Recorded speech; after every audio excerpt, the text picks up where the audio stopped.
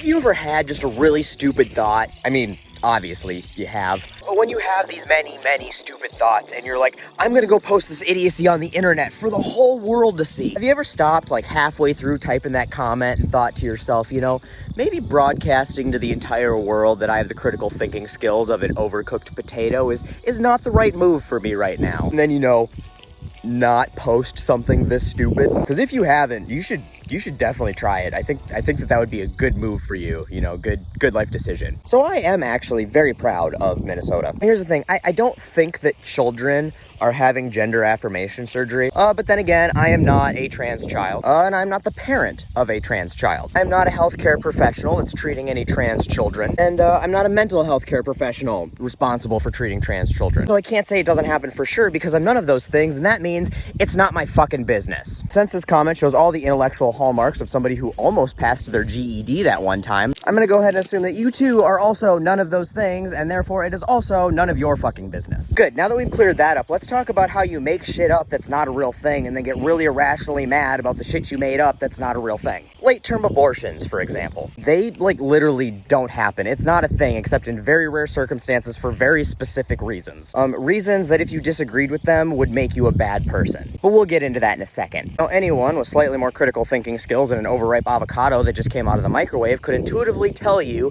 why third-term abortions aren't a thing after, like, say, 3 seconds of fucking thinking about it. But it still seems like there's some people who need to be walked through this logic train. So choo-choo, motherfuckers. Hop aboard. Let's imagine a woman gets pregnant and she doesn't want to be pregnant, and deciding to not be pregnant is her right because it's her body, you know? And there's no other legal precedent to support your ridiculous notion that refusing to use your body to keep something else alive is murder or even a crime. But once that thing comes out and it's a real living baby, you are not required to give it a kidney or give it blood. You're not even fucking required to breastfeed it, even if your refusal to use your body to keep it alive would mean its certain death. So that whole argument that abortion is murder or in any way legally wrong is just not supported by any legal precedent and is incredibly fucking stupid. Anyway, getting off track. So a woman's pregnant, doesn't want to be pregnant. So she's like, hey, there's a pill I can take or a minimally invasive medical procedure I can do right now to terminate this pregnancy. I'm not showing right now. Nobody knows I'm pregnant. Nobody will ever know about this deeply private and personal decision unless I choose to share it with them. She's like, I could do that, but you know what I think would be a better option? Waiting 7 fucking months. Yeah, it makes way more sense to go through all the shitty parts of pregnancy first. Cramps and the cravings, not being able to sit down or stand up or see your feet, spending a bunch of money on a pregnancy wardrobe because none of your clothes are gonna fit anymore, and have every single person you meet for months know that you're pregnant, then one day just show up not pregnant and have no baby. Then at the very last minute, just go ejectocito cuz and have a super invasive, awful, traumatic surgical procedure. Yeah, doing it that way makes way more fucking sense. I genuinely could not even begin to theorize the lack of neural connections required to hear that and think,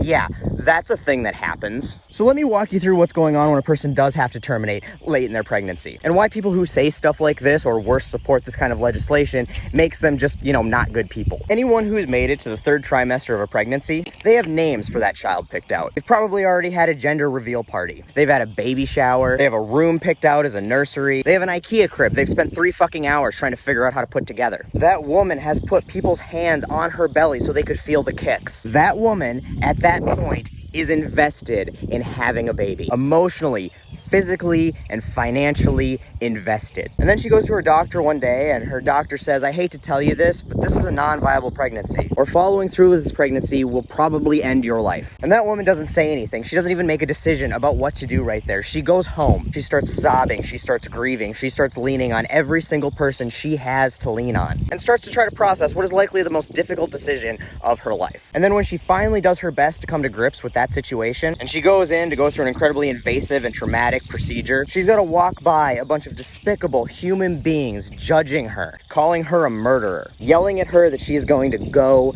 to hell because this experience hasn't been traumatic enough for her. These are truly disgusting fucking people. And before anybody comes up in the comment and be like, oh, well, I think there should be exceptions for this, that, and the other thing, go fuck yourself. First of all, the idiots you people vote for have already proven that they're not willing to write those exceptions into legislation, and now there are women who could possibly face the death penalty for not following through with non-viable pregnancies. And even if that wasn't the case, which it very much is, the government has no fucking place in your personal healthcare decisions. The only thing the government should be doing in healthcare is the one thing they don't, and that's writing a fucking check. Everything else should be between a patient and a doctor. Full fucking stop. So for every single person who says shit like this or believes shit like this, do the world a favor and get better opinions or get fucking bent.